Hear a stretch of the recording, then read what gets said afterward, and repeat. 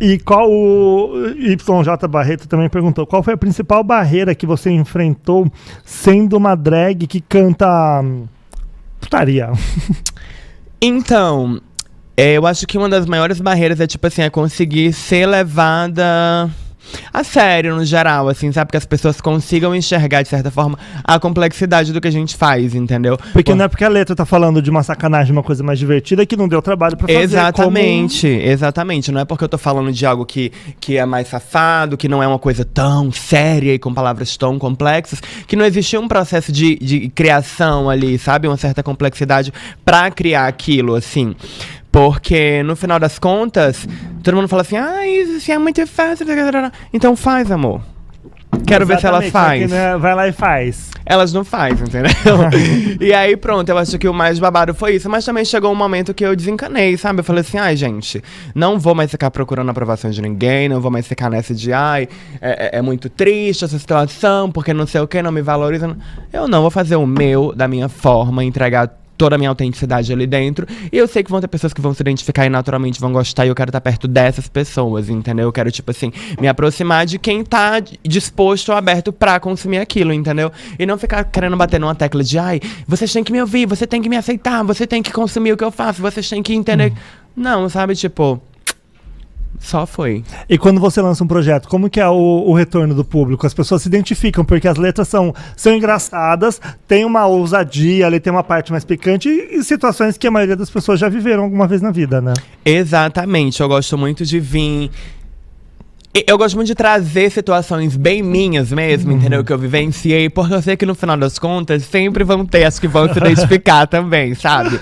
Então nesse álbum mesmo, eu costumo até dizer que é o meu diário de experiências sexuais, sabe? É o conto de fodas da Kaya Conk. Tem uma safada madrinha, né? Exato, tem uma safada madrinha ali. E aí pronto, é um rolê que a galera escuta e aí tipo assim... Sente, entendeu? Sente aquele momento acontecendo, parece que a galera vai ouvindo. E por isso que eu quis também trazer os visuais, que era justamente pra propor mais ainda essa imersão no som, entendeu? E você não se preocupou apenas em criar as letras, você fez a parte visual do álbum também, então a gente consegue te ouvir e te assistir. E me assistir, é muito Mas linda. não na sextape. Ainda. Essa daí é um pouco mais caro. Eu vi uma declaração que você deu que sextape é um compilado de situações e experiências sexuais que te marcaram de alguma forma. Quando você ouve essa música que você criou através de uma experiência que você viveu, você lembra aquele momento que você viveu ali, ou a partir do momento que vira uma letra, deixa de pertencer a você e vira do mundo? Então, tem um pouco dos dois, sabe? Até porque tem situações e situações, né? Tem umas que já foram experiências mais antigas, assim. Então, a partir do momento que ela vira uma letra, vira muita experiência daquela música. Mas já tem outras, assim, que já pegam um pouco mais um lugar, entendeu? Mais que me fundo, lembra mais. que dá uma saudade maior. Exato, que aí me lembra mais, entendeu? A situação de verdade. E você já fez alguma música, assim, com destino certo? Falando, olha, eu quero conquistar aquele boy, vou fazer essa letra, mandar pra ele, e depois vamos pro Vucu Vucu. Então, eu já fiz muito música de tipo assim...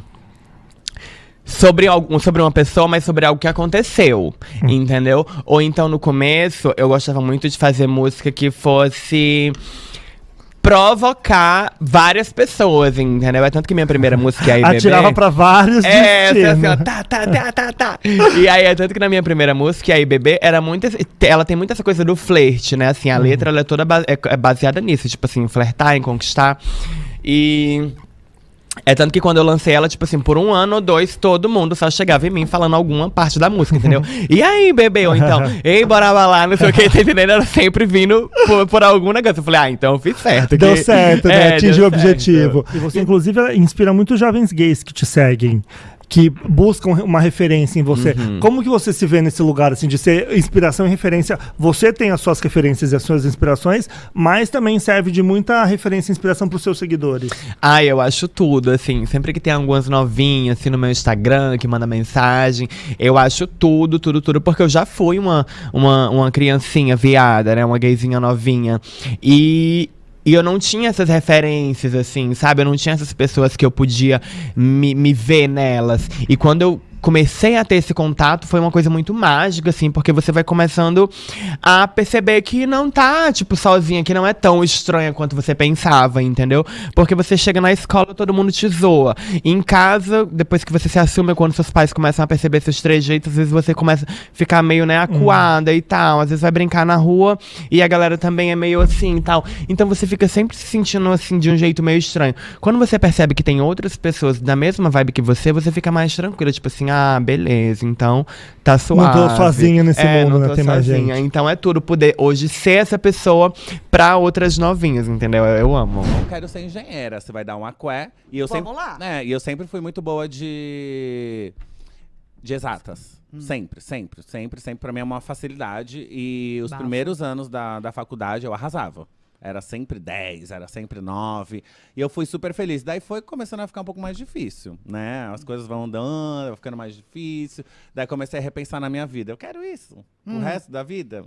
Acho que não. Acho que não. E em paralelo eu tava começando a me montar.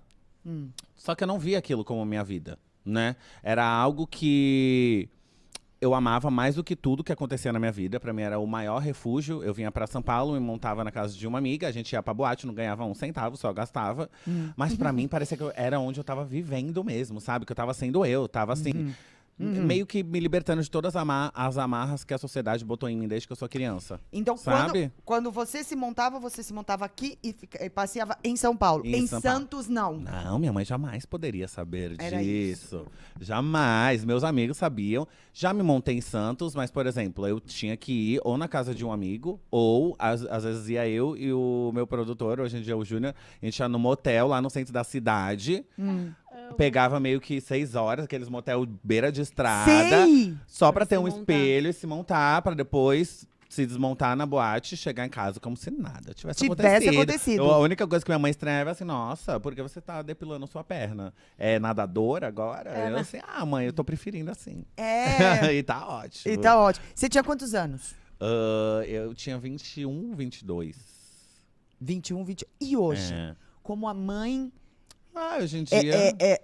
O orgulho que ela tem dali. Então, hoje em dia já viramos a página, graças a Deus. E foi um processo, né? Porque quando a gente começa, né, dando os baby steps, poucas pessoas conhecem, a primeira música bombando, daí você vai, faz o teu chacho aí, fazendo show pelo Brasil todo. E até então, não tinha esse estouro de drag, né? Não tinha uma drag ali cantando na televisão. E você foi a pioneira, né? Uma das, sim. Tivemos um Cantando movimento. funk, assim, sim, foi. Cantando funk, eu fui foi. a primeira. E de cantora também fui uma das pioneiras, assim. A minha primeira música veio em 2016. Então foi algo muito novo pra minha mãe. Ela não sabia que aquilo era realmente algo que poderia se viver, era realmente uma profissão, sabe? Pra ela era uma diversão, ela até meio que entendeu como uma safadeza que eu poderia estar fazendo na minha vida. Então foi um processo até ela entender, e eu falo isso sempre, toda entrevista que todo mundo for ver, eu sempre falo isso. O dia que eu lancei a música com a Vanessa Camargo, foi o dia que ela falou: tá, agora eu entendi que você é artista mesmo. Que bonitinha. Agora eu sei que meu filho realmente é babado. Porque a Vanessa Camargo a gente vê, né? Desde anos. Eu era pequena, ela já tava lá no Faustão. Ela foi e voltou, né? Então Graças ela a Deus. voltou. E agora tá aí barbarizando, né? Um beijo, Vanessa, te amo. Conte um pouquinho da sua vida. Olha, vamos lá. Então, são tantas coisas. Eu comecei, né, no balé, jazz, nessa coisa toda. Minha mãe foi minha primeira professora de balé. E eu amo a cara assim, balé, tem certeza? Tem certeza? E aí, E assim, é tão eu gostoso passei por um período de mudança que eu quebrei meu pé. E aí eu ia fazer meu primeiro musical. Eu ia ser a Úrsula, da Pequena Sereia. E aí tive uma fratura exposta e foi o primeiro momento da minha vida que eu não estava em sala de aula, dançando, ou alguma coisa ligada à arte, assim. E aí eu comecei a ir pra rua. Aí eu comecei em batalha de rap, começou a mudar todo o curso do meu rolê, que era balezinho e aula de musical. E aí fui adquirindo a cultura, assim, né? Tá. E E aí foi um caminho que foi evoluindo de ser performer na The Week, na Bubu. Então, já estava nesse rolê da comunidade LGBTQIA+, me descobri também como bissexual, e aí fui seguindo o meu caminho até lançar o meu primeiro single, que foi em 2017. E antes disso eu tive um trio de música eletrônica que eu cantava só em inglês, era uma pegada mais future bass. Então teve vários caminhos assim da minha festa que eu tive lá no Espírito Santo. E foi o primeiro festival de trap music no Brasil. E ainda não era aquela pegada de trap que tá hoje em dia, era aquela pegada mais Harlem Shake, que era mais EDM, assim, sabe? Era mais pra uma rave do que um trap gangsta. E aí lancei minhas músicas e fui entendendo também o que queriam consumir de mim, sabe? E com o trap eu posso ter uma composição mais livre, não tem essas amarras do pop, sabe? Então por isso que eu tenho uma música que chama Caralhação e eu tenho essa liberdade de poder criar. E meu caminho é muito doido, assim. Minha mãe, cover da Gretchen, meu pai, cover do João Travolta. Gente, olha que família maravilhosa. Assim. É sério? A sua mãe é cover da elas tão se Gretchen? descobrindo. Ela era. Olha. Por isso que eu falo da Gretchen na música. Ah, isso eu não Sim. sabia. E Sim. não sabia do seu pai também, de outra Pois volta. é. Não deu Tá certo vendo? a carreira, gente. O FamaCast tá fazendo revelações. Olha, não, isso eu não sabia. A senhora já veio de uma família super artística. Super Ai, meu artística. sonho. Mas é isso, né? É uma coisa que minha mãe via também a arte como uma brincadeira. Ela, né? Meu pai também. Então, tipo, hoje eles vendo, ela vai viver disso, vai dar certo. E é uma coisa que é um investimento sem parar, né? E estudar sem parar também. Fono, aula de circo, aula daquilo, aula de canto. Então, são várias coisas que vão juntando para você ser a artista completa e entregar uma coisa muito doida. Como que fica o relacionamento do Felipe com os meninos do Bros hoje em dia? Você tem contato, tem acompanhado os shows que eles têm fazendo, Cara, que eles estão fazendo para comemorar os 20 anos? Eu tava vendo mais há um tempo atrás, cara. Aconteceram uns negócios meio desagradáveis e eu parei de seguir logo, parei de ver algumas coisas. Eu ainda sigo alguns e tal, mas... Não tem relacionamento com todos, então, da banda? Não. Teve alguma treta entre vocês? Teve alguma Da briga? minha parte não, cara. Da minha parte não. E da sua, Nina?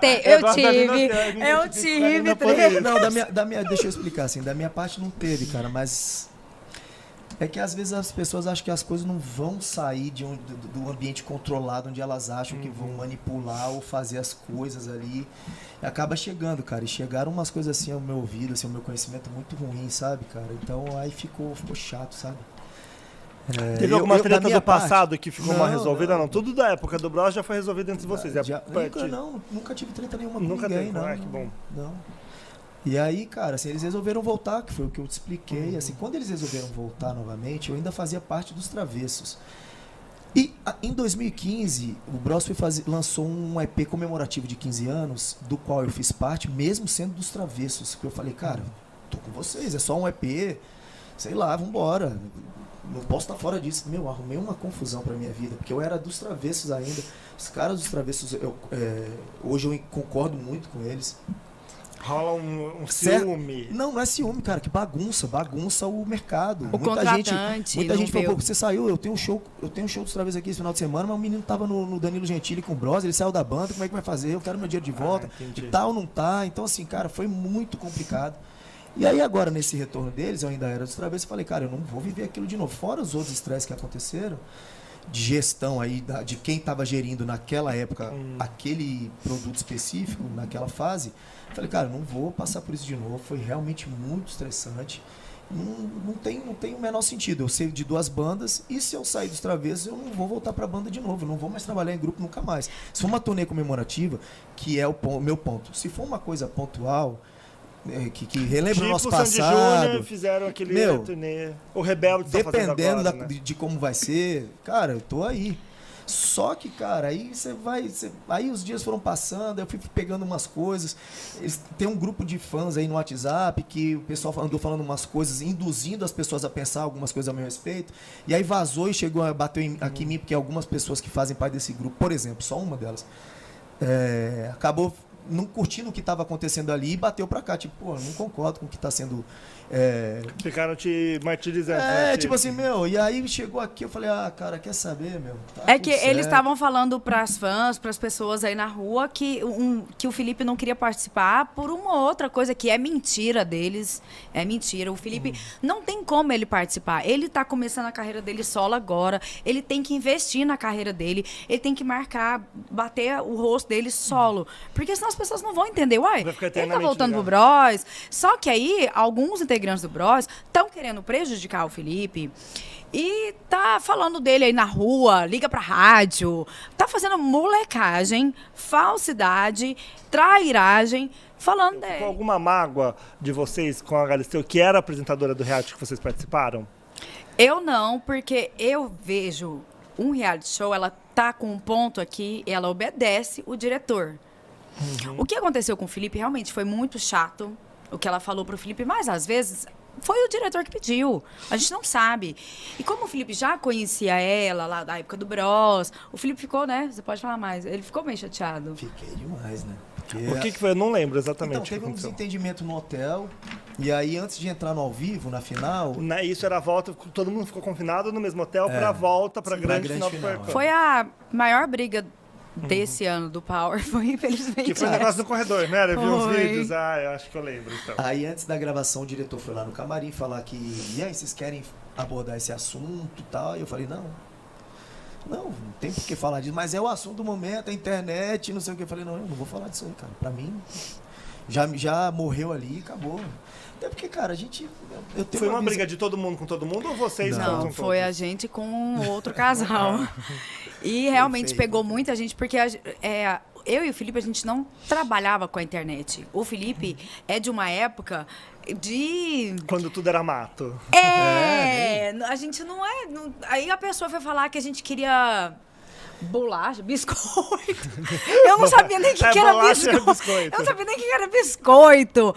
Aí eu peguei ela, foi pro Instagram, eu também fui pro meu. Eu falei, você tá louco? Eu não quero biscoito, não, eu não preciso disso.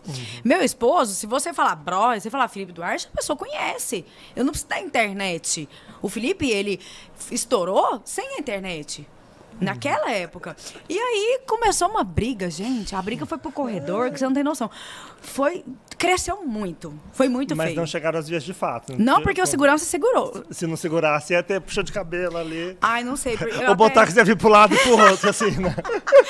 Não, o trem foi feio. Eu já pedi desculpa pra Mirella Janis, pro Jugner. E foi assim, naquele calor, as pessoas incentivando, sabe? Gosta de ver o parquinho pegar fogo. Tem gente que só coloca combustível. Tipo, eu só tô colocando combustível E aqui. aconteceu isso muito. E infelizmente, lá no ao vivo...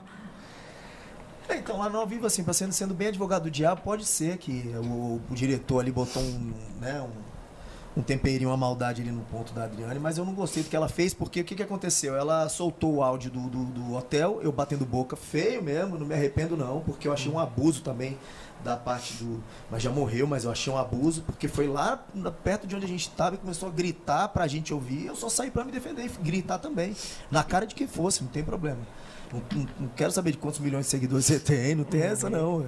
Fora da internet é outra coisa, você gritar ali pra sua bolha é uma coisa, agora você ir na cara da pessoa e gritar com a pessoa, falar o que você quiser, você vai ouvir. Foi só isso. Depois morreu, beleza. E aí chegou no ao vivo, eu não ia tocar no assunto, eu ia nos poupar e poupar o outro casal. Tipo, gente, pra quê? Vou ficar levando isso pra... Que vexame, né, cara? Que feiura, né? Claro que eu não vou falar. Só que chegou na gravação, o diretor começou a perguntar sobre isso pro outro casal. Se perguntasse pra mim, eu já tinha dito que não ia falar. Então, minha pergunta pro outro, que não falou nada, deve falar. Entendi. E aí, cara, a Adriane mandou aqui, depois que passou o áudio todo, ela voltou e falou assim, gente, e agora? Quem é o Felipe de verdade? Esse que a gente viu no reality 2 meses?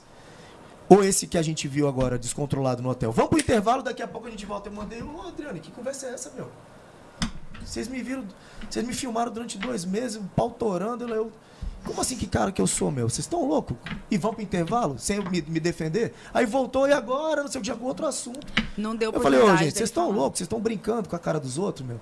Eu achei um absurdo. Você não teve a chance de se Eu achei uma falta de defender, respeito, porque, cara, todo mundo tem um problema ou outro. Pô, você usar a televisão, milhões de... Pô, pra duvidar do meu caráter, meu. Falando que o Felipe tava brigando com mulher, isso não existiu. Quem gritou com ela foi eu. Xinguei, tipo, arrependo. O que me pegou mesmo foi isso. Eu falei, cara, pra que esse negócio, cara? E você não teve a chance de conversar com ela depois? Com a Adriane, não. Quem será que ele é aí, meu? Esse cara ou aquele descontrolado doido ali? Vamos pro intervalo, daqui a pouco eu falei, gente, vocês estão de brincadeira. Mas eu acho que é isso. Eu acho que vem a direção do programa pra ter Ibope, não adianta. E realmente esse assunto foi o assunto do dia. Saiu em todos os lugares. Foi, assim, péssimo pra gente, pra nossa família, pras nossas filhas. Foi péssimo. Foi péssimo. E é isso, mas eu não tenho mágoa nenhum, acho ela linda, curto todas as fotos, acho ela uma apresentadora muito boa, e é isso, gosto muito dela, acho ela... Mas o Felipe ficou com esse... Ficou esse engasgado, assim, porque não tiveram a oportunidade de se encontrar novamente depois em outro momento, em outra circunstância, nunca mais se encontraram. Não. Mas se você participar da Fazenda e ela estiver apresentando, como vai ser essa relação? Igual eu tô falando, como eu gosto, eu super a respeito, eu acho realmente que foi a direção. Eu vi, se eu não me engano, esses dias ela postando uma resposta no Instagram, falando isso, que às vezes ela não quer falar aquilo, mas ela tem que falar porque ela segue um roteiro. E ela tem que falar. E eu acredito que a direção queria muito falar dessa pauta. Então... foi um assunto, também por outro lado, não poderia passar tão despercebido porque movimentou muito, né? Muito, e hoje a internet manda, gente, não adianta. Sim. Infelizmente não, felizmente, né? A internet manda e eu acho que não foi dela. Ela conhece o Felipe, ela sabe como o Felipe é, o homem que o Felipe é, que não faria isso de jeito nenhum. Falando que ele tinha bebido 5 garrafas de vinho, sim, que ele estava agressivo. Gente, como... que você bebe 5 garrafas de vinho e vai gravar algum... Não existe isso. Mas, enfim, já passou. Águas passadas. Mas claro que a gente não tem como não falar do Bros. Claro. Daquele ano de 2003, que acho que foi um divisor de águas na sua vida, né? Mas isso te incomoda hoje falar do Bros? Porque você tem uma carreira como cantor, enfim, já lançou vários trabalhos. Já cantava, teve o Bros e você participou de outros projetos também, né? Sim. Mas isso incomoda? Não, jamais. Me dá muito orgulho. O Bros foi o maior presente que eu recebi na minha vida. O que eu sou hoje, eu devo ao Bros, né? Assim, o que eu sou hoje como pessoa, todo, profissionalmente falando, de amadurecimento mesmo, de entender, porque é muito louco, né?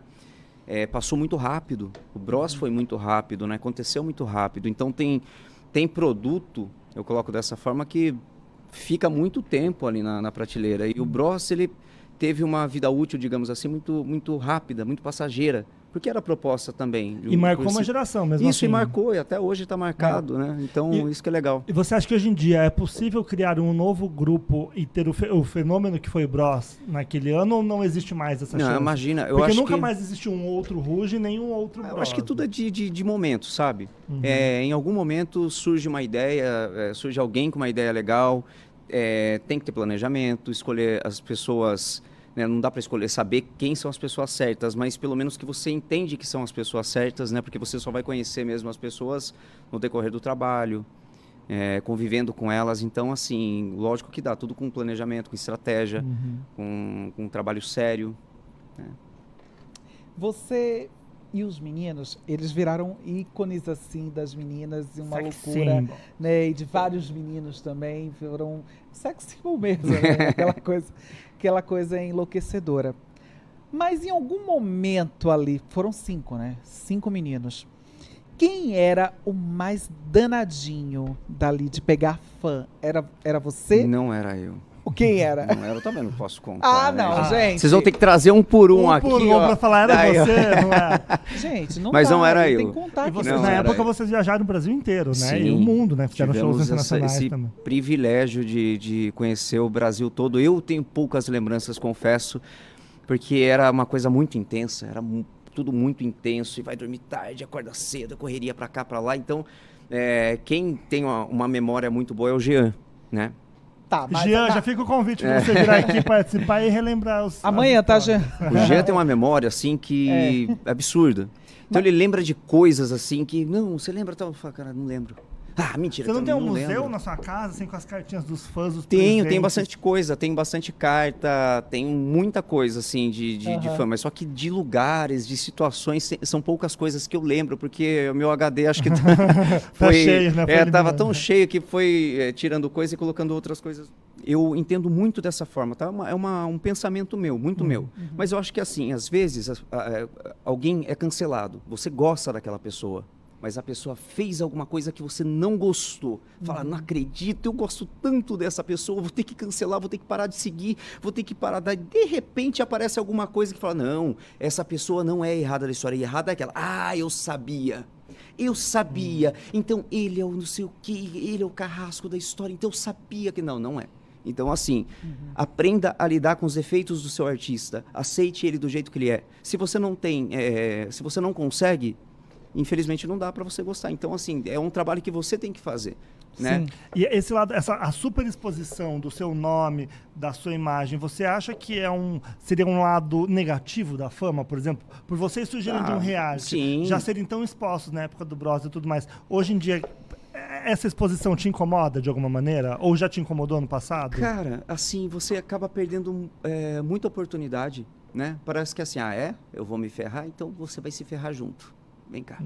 Então, assim, tipo, cara, não tem nada a ver. Já falei, não tinha nada a ver com a história. Tinha acabado ali, ó. Na hora que rolou a traição, tipo, já tinha acabado pra mim, já tinha acabado. Opa, tchau, acabou. Deixa eu seguir meu caminho aqui, não tenho mais nada a ver e acabou. Segue. Não, mas tem que... Então, assim, atrapalhou demais. Eu perdi muita oportunidade. Assim, não dá pra mensurar. Sem contar ameaça, sabe? Gente falando que vai te matar. Jura? Né? Eu bloqueei muita gente no Instagram. Você chegou a fazer BO? Não fiz BO, mas assim, quase fiz.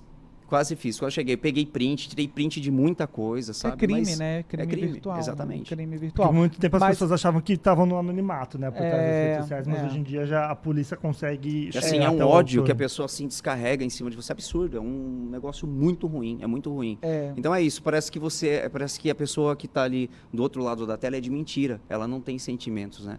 E você precisou de fazer tratamento? Cara, na verdade, assim, acho que todo mundo precisa, né, assim, né, de uma... Terapia sempre bem-vinda. Uma terapia sempre bem-vinda, né, gente? Eu assim, já tentei fazer terapia, né, eu me lembro, assim, por conta...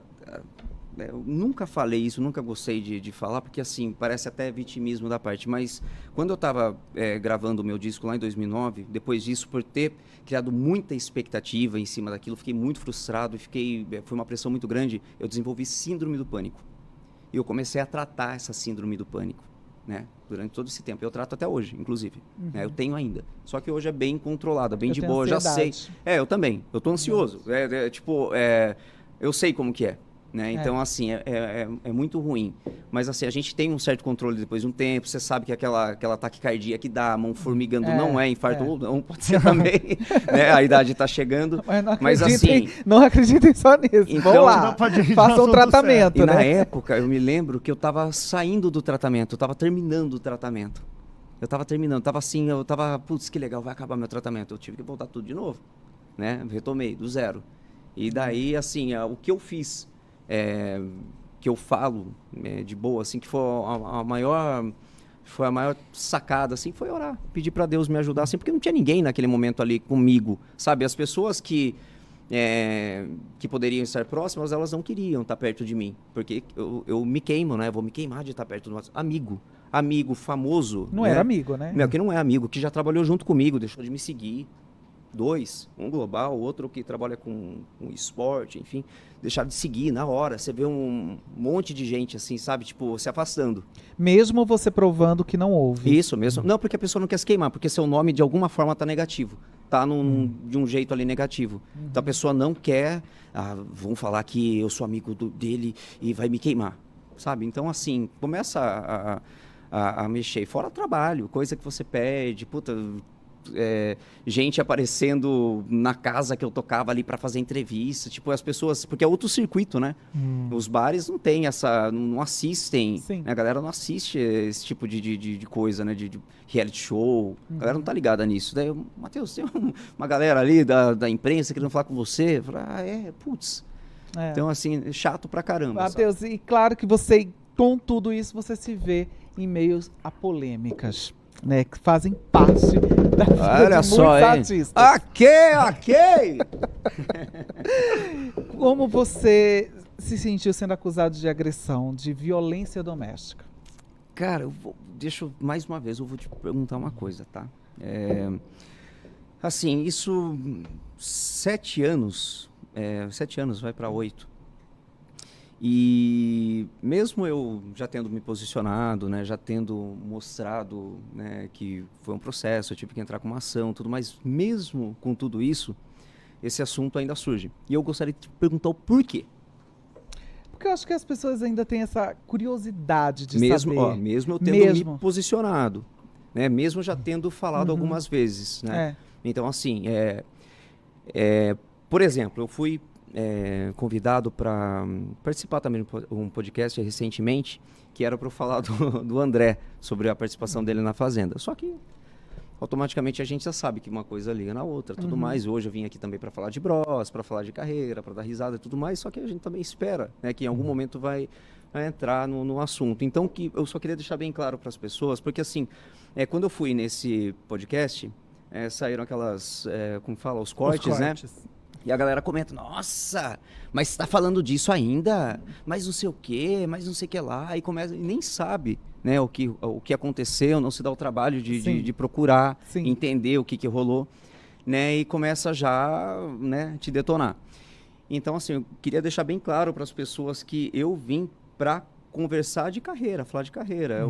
Eu não gostaria, acho que nem a Patrícia não curte falar desse assunto, eu muito menos. Muito menos. Não gostaria, nem teria que falar disso, jamais, porque eu não tenho nada a ver com essa história, nunca tive nada a ver. Então, assim, agressão não houve nunca, jamais, né? Existiu, sim, uma acusação, eu já resolvi isso, né? Tive que entrar com uma ação para poder provar, mostrar que era só uma cortina de fumaça da parte da assessoria dela, enfim, ela também, né? Como ela, a irmã, todo mundo foi lá falar, comprou essa história, comprou essa ideia.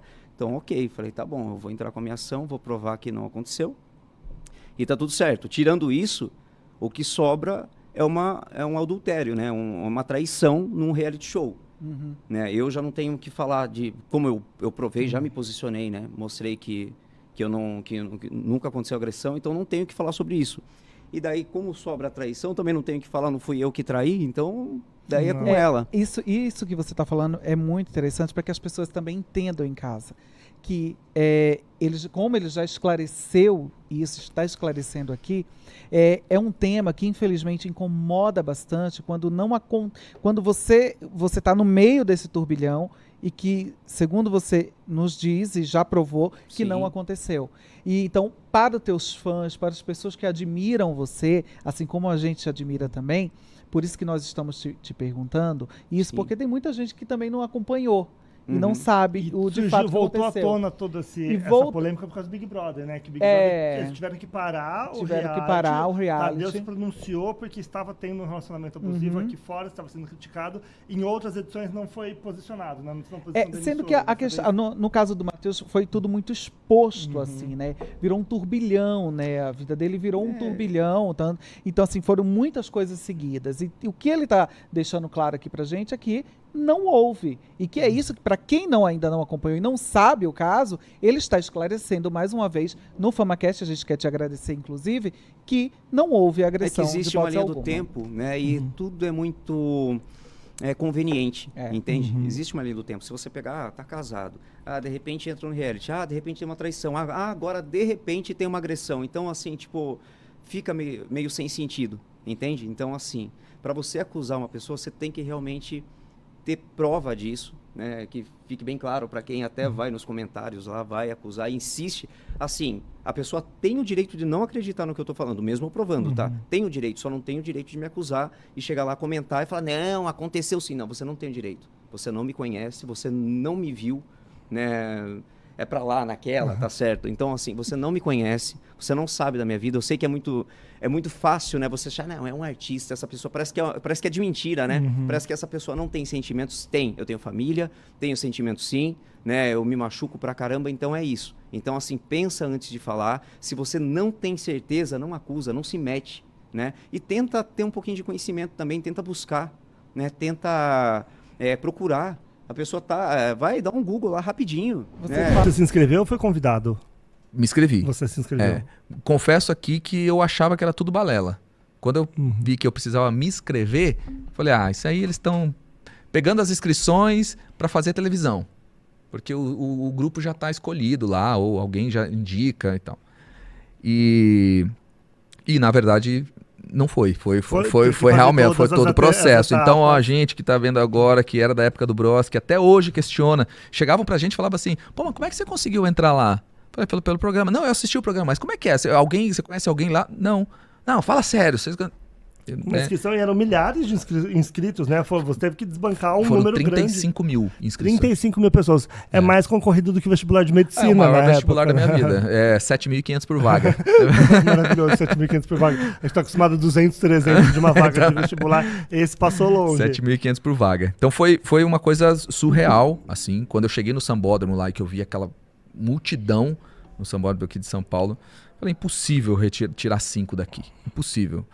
Mas vamos lá, se eu não acreditar... Se não testar, não passar por experiência, não vai ter... Não vou ter como justificar, né?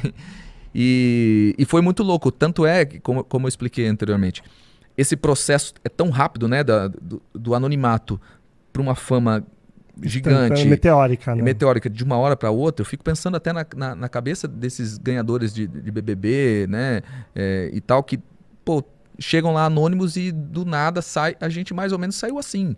Eu lembro de chegar no SBT e ver 4 ônibus de fã-clubes, assim, na porta do SBT, esperando para entrar para ver o lançamento do Bros. Eu falei, gente, que loucura, como assim fã-clube? Quem me conhece? Ninguém me conhece, sabe? Era difícil assimilar isso.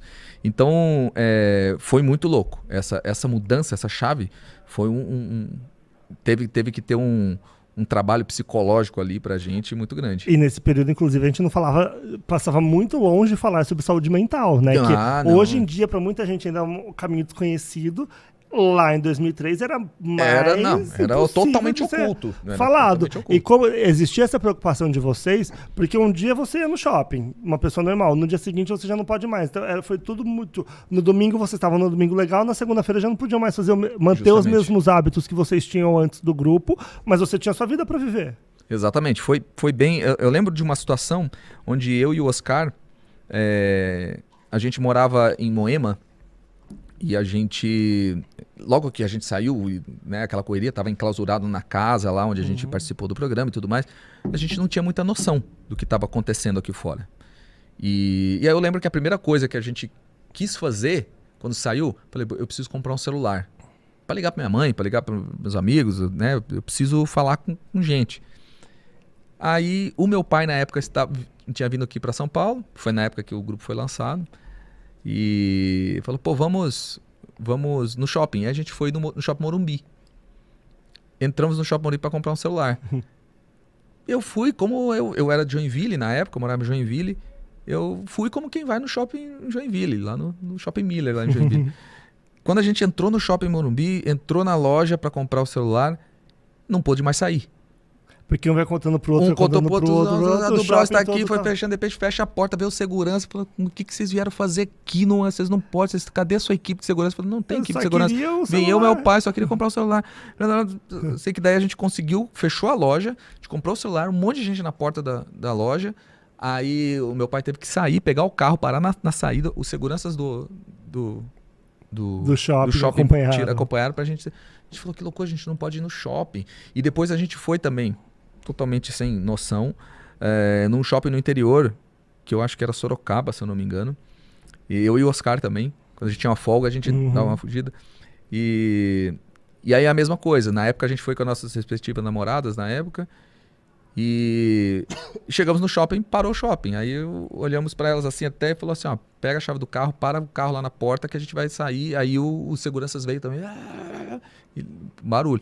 Então era muito louco porque a gente não sabia lidar ainda com isso. Pra gente era uma coisa surreal mesmo, é muito instantâneo, né? E a TV, né, hoje em dia a internet é um outro escape, né, em relação às projeções, mas antigamente a TV era TV, né? Então tinha uma força absurda e a gente não tinha noção disso. Pra mim era algo intocável, vamos dizer assim. Você guarda algum trauma deste período? Não, eu acho que trauma não. A minha esposa fala que eu carrego, mas é porque assim, como eu falei, o fim do Bros foi muito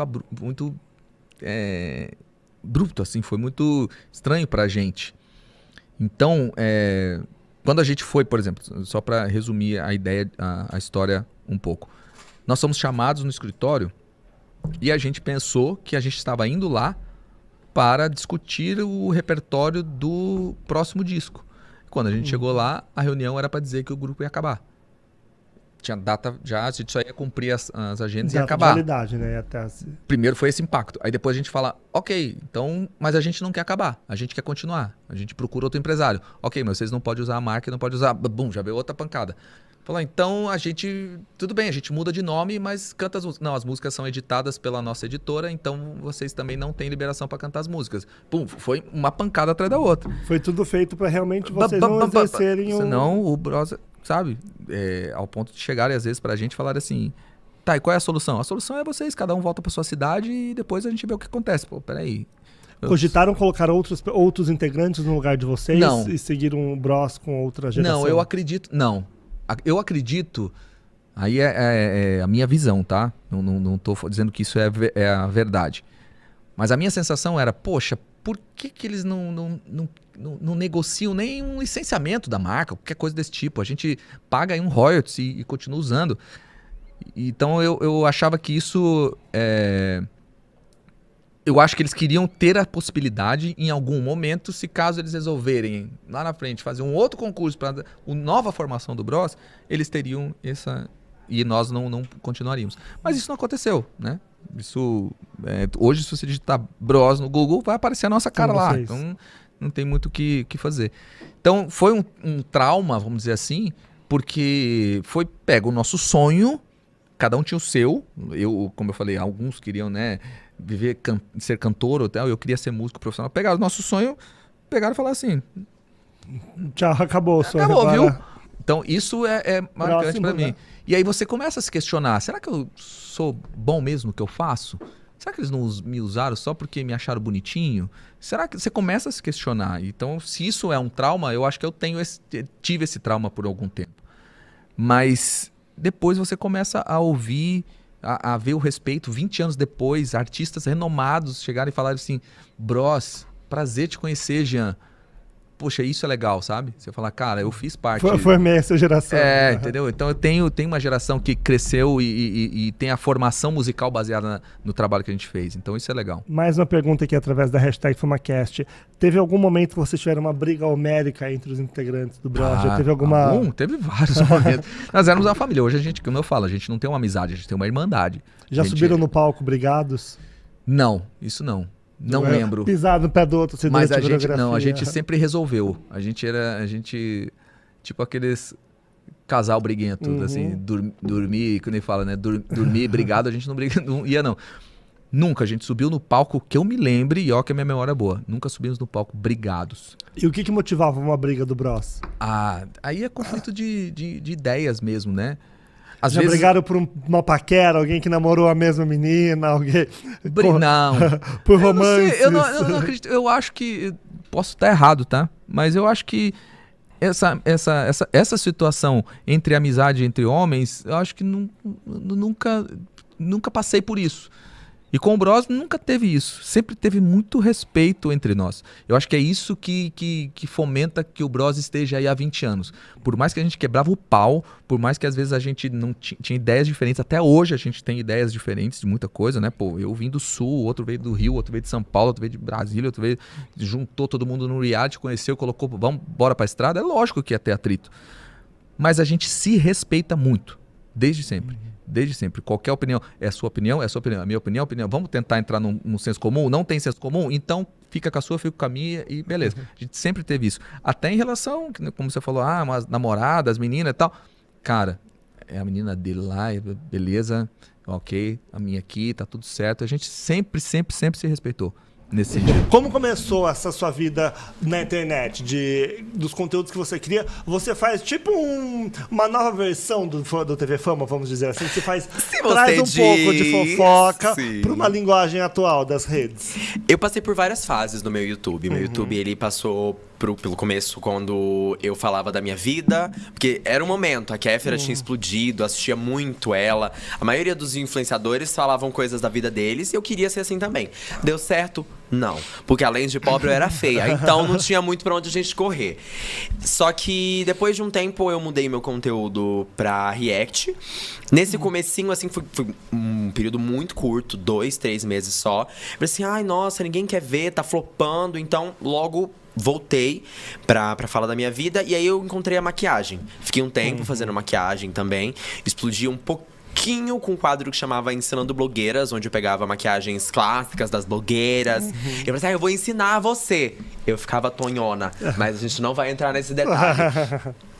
Depois disso, eu voltei a fazer resenhas de maquiagem junto com esse quadro, até um momento onde eu comecei a voltar a fazer react, né? E foi agora quando explodiu de fato, assim. Eu dei muito murro em ponta de faca, porque eu comecei sozinho no interior de Goiás, com 16 anos de idade, YouTube. Eu não tinha um amigo que chegasse e me falasse, amiga, você tá feia. Deixa pare, né? Amiga, vamos ficar tranquila na sua casa, não vamos ligar essa câmera não, que tá assustando a população brasileira. Não tinha. Então eu aprendi na marra como que fazia YouTube. E o que dava certo, o que as pessoas gostariam de ver, vendo outras pessoas e entendendo o que elas queriam assistir. Porque antes eu achava que, não, eu faço maquiagem, tá todo mundo fazendo maquiagem. Por que eu não rito, sabe? Porque cada caso é um caso, eu não entendi isso na época e eu só continuava fazendo, mesmo que estivesse fracassando, mesmo que estivesse pedindo empréstimo pra comprar base, pó, eu só continuava fazendo. E até conseguir encontrar meu conteúdo onde, quando eu divido, né, em duas vertentes, que é o Ismael e a Ismael, um canal pra cada um. E consegui finalmente ganhar dinheiro, que antes... por 2, né? 2 cachês. Sim. Você teve uma era, assim, você teve um período que você pegava mais pesado no conteúdo, tinha esse lado, essa fofoca mais pesada, agora é um soft porn da fofoca. Uma Emanuele da fofoca. Assim, eu tive uma época onde eu não entendia que os meus vídeos tinham alcance. Eu tava lá no interior de Goiás, igual eu sempre falo o tempo inteiro, porque eu morro de trauma daquela cidade. Nunca mais volta. Não, eu voltei esses dias, falei que a cidade era uma merda, que tinha gente fedida, sair em todos os portais da cidade, né? Deu uma viralizadinha e a gente não entra nesse assunto, tá? Porque veio um pouco de gatilho, o povo me chamando de todo tipo de coisa. A festa de final de ano vai ter que mudar o endereço da família, assim, não, assim, inventaram uma fic inteira, porque eu fiz um vídeo zoando, falando que a cidade era horrível e tal. E aí, falou assim, cuspiram no prato que comeu. Que comeu? Não me deram nada nessa cidade, só crise de pânico. Eu, pra ter cuspido no prato que comeu, precisa ter um prato. Eu não tenho nada aqui nessa cidade. Enfim, qual que era a pergunta? É sobre isso, também já esqueci. Então tá ótimo. Esse é o clima do nosso podcast. Eu realmente não lembro, mas a gente segue pra próxima. Você falou muito, a maquiagem tem uma influência. Agora é o que eu lembrei, se eu era mais pesada. Isso, se você ia fazer como que eu queria chegar? Eu tava em Anápolis, então eu não entendia que as pessoas poderiam assistir meu conteúdo. Eu achava que eu ia fazer meus vídeos, ninguém ia assistir, no máximo 2, 3 gato pingado, e é isso. Então eu falava que dava na minha telha, entendeu? Sem filtro nenhum. Quando eu comecei a entender isso, foi quando as pessoas começaram a responder aos meus vídeos. Sabe que eu já tinha tomado uma proporção um pouco maior, as pessoas começaram a fazer vídeo-resposta, porque engajava muito, né? Tinha você o vídeo, a réplica dele fazendo, depois a tréplica e a tréplica da tréplica. E tá nesse loop eterno até na edição 238. Enquanto estivesse rendendo visualização, eu fazia. E quando apareceu esse primeiro vídeo resposta, aí eu entendi, tipo assim, tem que dar uma maneirada, porque não é assim. Tipo, você faz seus vídeos, mas as pessoas veem o que você faz, não dá pra você falar qualquer coisa. Do mesmo jeito que você pode sofrer com ataque, a pessoa está sendo atacada. Eu comecei a me colocar no lugar das pessoas, algo que eu não fazia antes. Então... A partir disso eu entendi e comecei não a peneirar minha opinião, porque isso eu jamais vou fazer, mas eu comecei a falar de forma mais empática. Porque antes eu falava como se eu fosse a pior pessoa do mundo e como se eu odiasse a pessoa há anos. Sabe, isso aqui, eu só tô falando sobre uma fofoca que saiu, sabe?